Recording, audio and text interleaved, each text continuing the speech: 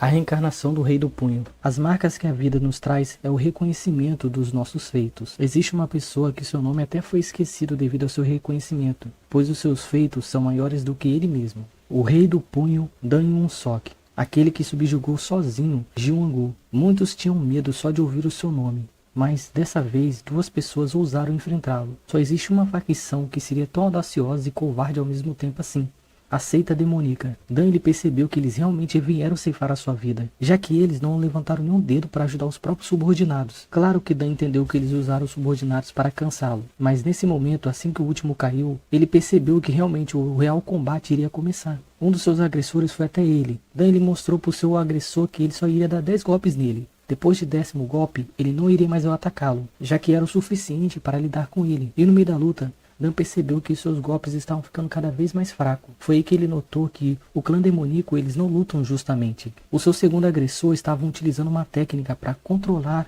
a sua força.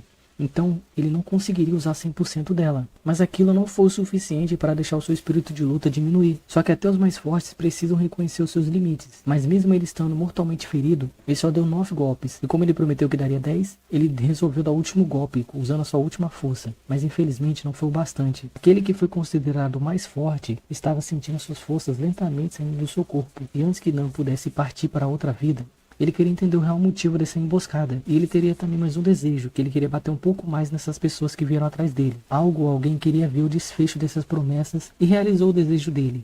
No começo ele achou que aquilo ali era um inferno pessoal dele, pois ele não reconhecia o rosto que estava nele. Até pensou que seria algum tipo de máscara, e quando ele finalmente reconheceu que não era uma máscara, ele foi atendido por um médico daquela pessoa. Dan notou algo bem estranho naquele médico. O médico, ele mandou ele tomar uma sopa chamada Dragão de Fênix. Para uma pessoa normal e saudável, aquilo ali era um elixir, que deixava a pessoa mais forte. Mas para uma pessoa doente, igual ele estaria naquele momento, ele estaria literalmente comendo veneno. Assim que ele se livrou do suposto médico, Dan resolveu entender mais um pouco sobre essa pessoa desse corpo. O seu nome era Lin Hyeon. Ele era o filho mais velho do mercante de Ewa. Dando o corpo de Lin, descobriu que nem faz muito tempo que ele morreu. E caso ele treine esse corpo, ele pode bater um pouco mais nos seus inimigos. Mas primeiro ele precisa consertar esse corpo e se livrar das pessoas que estão tentando matar essa pessoa e honrar o dono dessa pessoa que ele reencarnou. O retorno do assassino de dragões. Sua linhagem sanguínea pode ser o seu maior carrasco. Zack, de codinome Fantasma do Norte, havia achado algo que não pertencia a ele, levando a ele a ser emboscado de um jeito bem covarde possível por mercenários que foram contratados pelo Império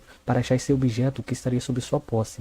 Para quem só sofreu nessa vida, Zack ele não planejava se render tão fácil, e usando a ignorância dos seus inimigos contra eles mesmos, o mesmo conseguiu pegar um dos seus agressores antes que eles fizessem maldade com ele. Zack ele era um espadachim, porém com habilidade de mago. Essas pessoas são conhecidas nesse mundo como irregulares, pessoas que não têm um foco para melhorar, incapazes de alcançar as estrelas, então eles são chamados de irregulares. Depois de se livrar dessas pessoas que estavam atacando ele de maneira tão covarde, ele começou a pensar um pouco mais na sua vida como ela foi uma merda. Devido a tanta humilhação que ele passou nessa sua vida, a sua perseverança ativou a relíquia anciã que estava com ele. Depois dela recebê-lo como novo portador, falando para ele que ele tem alguns minutos de vida e se ele quisesse ela poderia ajudá-lo, pensando que aquilo ali era só uma alucinação da sua vida após a morte, Zack aceitou esse absurdo. E sem acreditar nos seus próprios olhos, ele percebeu que ele retornou no tempo, especificamente no tempo onde seus piores medos aconteceram. Ele estava exatamente no lugar onde tinha um nome tão lindo que era Instituto, mas era um lugar onde ele mais sofreu. Há muito tempo atrás a família de Zack, a família Drake, devido a seu ancestral ter eliminado um dragão chamado Balmite. Depois desse feito do seu ancestral, eles foram forjados com honras e glórias, e virando uma das 3 famílias mais fortes do reino. No instituto onde ele está, é onde as crianças que quando completam 7 anos vão. Então elas ficam até sua adolescência, para depois ir para outro ambiente da família. Aí eles moldam para saber se a criança ela vai ser seguidor ou ela vai ser seguida. Zack se lembra que nesse tempo ele foi muito machucado, já que ele era da linha direta da pessoa que despertou a aura, de um dos portadores mais fortes. Para um Drake, se a pessoa não consegue despertar uma aura, ela é afastada da linhagem. Sorte do destino, essa relíquia anciã veio com ele como uma forma de sistema, mostrando para ele as suas habilidades que ele demorou muito tempo para poder reconhecer, que era uma habilidade de cura, que é extremamente rara. Ele pode lutar e se curando, mas ele ainda não está no seu ápice igual ele estava antigamente. Ele sabe que vai ter uma seleção no instituto, que é para descobrir os rankings dos topos, para saber quem vai ser seguido ou quem não vai ser seguido. E Zack, ele apanhou muito nessa época. E ele sabe que nesse corpo que ele está agora com esse sistema, que antes que os Drakes pudessem perceber que ele não era útil para eles, ele precisa usufruir das conquistas que ele não conseguiu usufruir antes de ser expulso e ser vendido como escravo aí. Ele planeja se vingar um pouquinho dos seus agressores e depois sair desse inferno pela porta da frente. O refinador mais forte da história. Aqueles que estão no topo do mundo não querem que um Zé Ninguém também chegue lá. Nos 9 reinos místicos existe uma lista chamada de Lista Celestial, aonde contém os nomes dos guerreiros mais fortes de todo o mundo, aqueles que são capazes de extinguir uma nação inteira. Mas no topo dessa lista existe aquele que é capaz de destruir o mundo, Gang Shuan. Ele está no topo da lista. Para você saber se você é forte é quando os deuses eles almejam te destruir, por você estar muito perto de alcançá-los. E nesse dia, os deuses perceberam que Yi era uma pedra no seu sapato e resolveram lançar sobre ele a espada da execução. Para aquele que alcançou o ápice do mundo, aquela espada não significaria nada a ser temida. Quando os deuses perceberam que Yi estava mais perto dos céus que eles pensavam, lançaram sobre ele um ataque que jamais foi visto ou ouvido no reino mortal, a 100.000 tribulações. Percebendo que aquele ataque era muito poderoso e para proteger os seus subordinados, Yi foi de encontro àquilo que os deuses mais ofereceram sobre ele, a dor e a destruição. O real poder não é se defender, e sim defender as pessoas mais próximas de você. E ele acabou protegendo a todos, usando todos os seus poderes para segurar o ápice que os deuses tinham a oferecer para ele. E aí foi o homem que desafiou os deuses e acabou tendo seu fim. E no meio daquelas lamentações das pessoas que choravam perante o ser mais poderoso que viveu na terra sendo morto, os demônios estavam felizes. O Yi era uma pessoa que controlava a maldade deles, mas no meio da felicidade dos demônios, alguém na cidade celestial ainda acreditava que aquele não era o fim de Yi.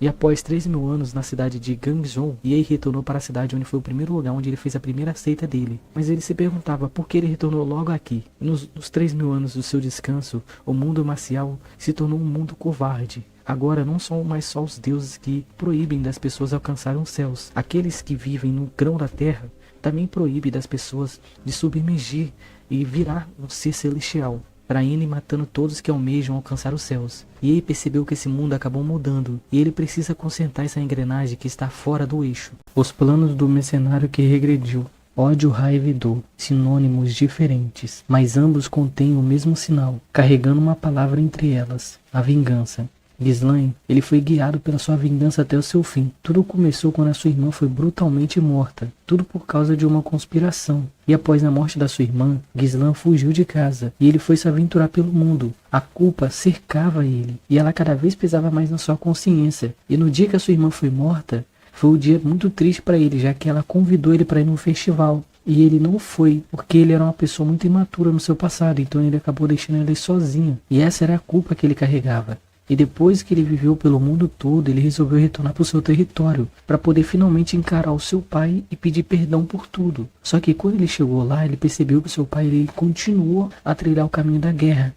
Quando sua irmã morreu, seu pai entrou em guerra com todo mundo que ele achava que era suspeito. Infelizmente, o seu pai estava naquela caminhada sozinho. Então ele acabou perdendo. E todo o território da sua família agora está banhado em cinzas. E tudo o que restou para ele agora foi terminar o que seu pai começou. Ghislain ele era considerado um dos 7 espadachins mais fortes do continente. E ele ganhou um apelido bem peculiar em suas jornadas, que era o Rei dos Mercenários. Ele resolveu usar sua força para caçar os culpados pela ruína da sua família. Ele era forte sim, mas ele ainda era um ser humano, e por negligenciar seu corpo em combate, Ghislain acabou perdendo aquele embate, simplesmente para Idu, que também era um dos 7 mais fortes do continente. Idu, percebendo que em condições normais ele não poderia ganhar de Ghislain, então ele resolveu contar um segredinho para ele, que ele foi um dos orquestradores pela queda da família Pedion, que era a família de Ghislain. E foi nesse momento que Ghislain descobriu que na verdade não foi só o Duque Delfines que era um dos participantes, e sim foi um cardume de cobras, e ele não sabe a identidade dessas outras pessoas. Como ele estava muito ferido, ele sabe que não tem como mais fazer mais nada, e simplesmente tudo que ele poderia fazer naquele momento era amaldiçoar eles e implorar para que alguém terminasse a sua vingança. Algo ou alguém ouviu aqueles desejos de vingança de Ghislain, então resolveu checar com seus olhos o futuro de Ghislain, para ver se ele realmente concluiria essa vingança ou não, fazendo ele retornar no tempo. Como qualquer retorno no tempo, Ghislain acabou ficando em choque, e ele não sabia o que estava acontecendo, pensou que tudo que ele vivenciou antigamente era um sonho, mas a dor era real demais. Até que o choque dele acabou passando quando ele viu Ricardo, que era um servo da sua família.